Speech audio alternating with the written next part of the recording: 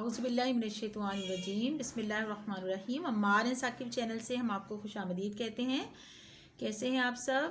تو اب اس سیشن میں ہم سیکھتے ہیں رسول خدا صلی اللہ علیہ وسلم کا طریقہ تربیت اور پڑھتے ہیں مل بیٹھ کے ہم کہ کیسے ہم اپنے بچوں کی تربیت کریں اور کیسے اپنے ساتھیوں سے ہم مخاطب ہوں۔ تو نبی صلی اللہ علیہ وسلم حکمت و دانائی اور محبت و دل سوزی کے ساتھ ساتھ مزاج اور نفسیات کے مطابق جو ہے وہ لوگوں سے مخاطب ہوا کرتے تھے۔ تو ابھی آج ہم جو پڑھیں گے وہ ہے مزاج اور نفسیات، مزاج اور نفسیات کا خیال، ٹھیک ہے، کس طرح سے پیارے نبی صلی اللہ علیہ وسلم کیا کرتے تھے۔ تو ایک واقعہ میں یہاں پہ آپ سے شیئر کروں گی جو اس کتاب میں موجود ہے۔ آئیے اس سلسلے میں ایک اور واقعے پہ غور کریں۔ ایک شخص رسول خدا صلی اللہ علیہ وسلم کی خدمت میں حاضر ہو کر عرض کرتا ہے کہ اے اللہ کے رسول صلی اللہ علیہ وسلم، میں بہت سے گناہوں کا ارتکاب کرتا ہوں مگر میں اپنے اندران کو چھوڑنے کی سکت نہیں پاتا، البتہ میں صرف کسی ایک گناہ کو چھوڑ سکتا ہوں۔ حضور صلی اللہ علیہ وآلہ وسلم دریافت فرماتے ہیں کہ کیا تم مجھ سے یہ عہد کرتے ہو کہ کبھی جھوٹ نہیں بولو گے؟ وہ شخص کہتا ہے اے اللہ کے رسول صلی اللہ علیہ وآلہ وسلم، میں وعدہ کرتا ہوں کہ آئندہ کبھی جھوٹ نہیں بولوں گا۔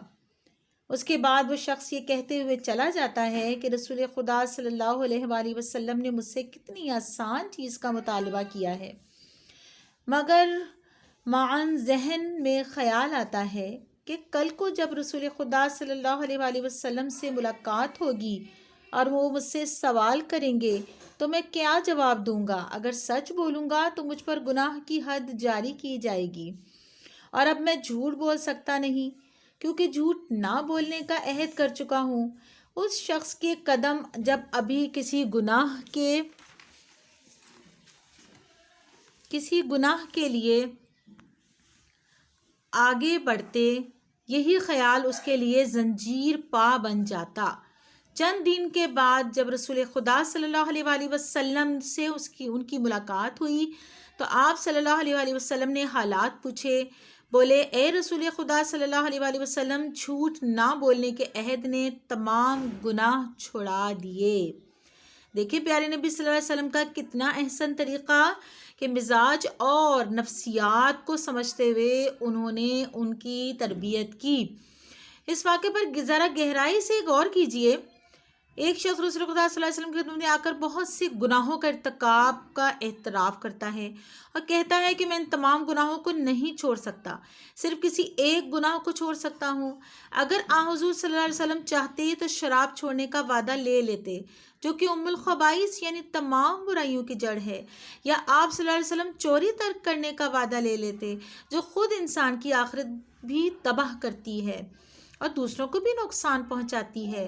مگر آپ صلی اللہ علیہ وسلم اس شخص کی نفسیات اور مزاج کا مطالعہ کرتے ہیں اور اس نتیجے پر پہنچتے ہیں کہ یہ شخص بہت سے گناہوں کے ارتکاب کی بات مجھ سے کہہ رہا ہے تو یہ بہت راست گو اور سچائی پسند ہے، یہ گناہوں میں ملوث ضرور ہے مگر حق بات کہنے کی جرأت و ہمت رکھتا ہے۔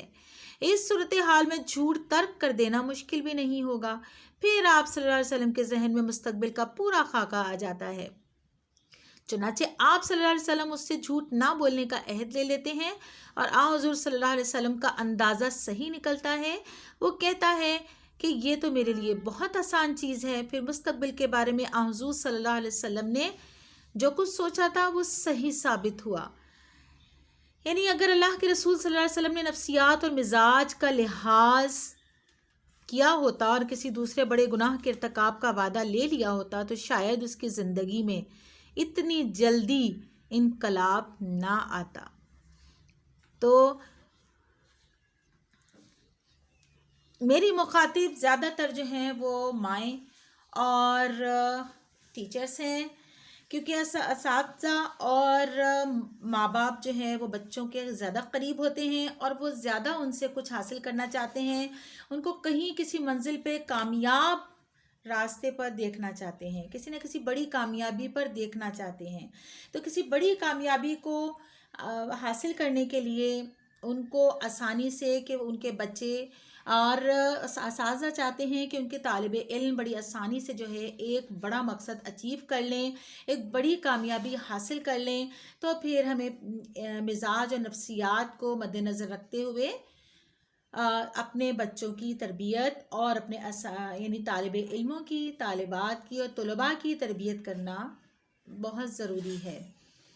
تو یقیناً کچھ بچے ایسے ہوتے ہیں جو غصے میں تیز ہوتے ہیں، کچھ بچے ایسے ہوتے ہیں جو پیار سے سمجھنے والے ہوتے ہیں، کچھ بچے ہوتے ہیں جو تھوڑی سی انعام کی لالچ دیں تو وہ بچے کام کر لیتے ہیں، کچھ بچے ایسے ہوتے ہیں جو تھوڑا سا غصہ دکھائیں یا ناراضگی دکھائیں، تھوڑی سی ناراضگی دکھائیں تو وہ آپ کی بات کو سمجھ لیتے ہیں، تھوڑا سا ان کو ایموشنل کریں، تھوڑے سے جذباتی ان کو کریں، تو یہ ساری نفسیات ہیں، یہ انسان کی شخصیت کی نفسیات ہیں، تو ان کو سمجھنا انتہائی ضروری ہے۔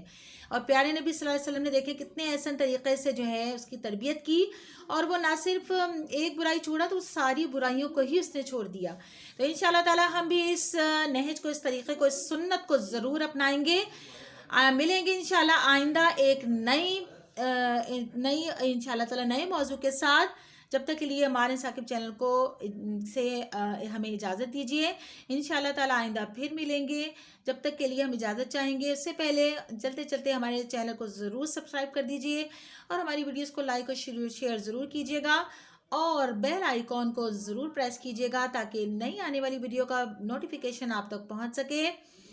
تو ہمیں دیجیے اجازت، اور ہاں رکیے ٹھہریے، کیا آپ نے لائک کر دیا ہے اس ویڈیو کو؟ نہیں کیا تو فوراً کر دیں، کیونکہ سنت کا مطالعہ کر رہے ہیں ہم، رسول خدا خاتم النبیین صلی اللہ علیہ وسلم کا مطالعہ کر رہے ہیں، تو ایک لائک تو بنتا ہے۔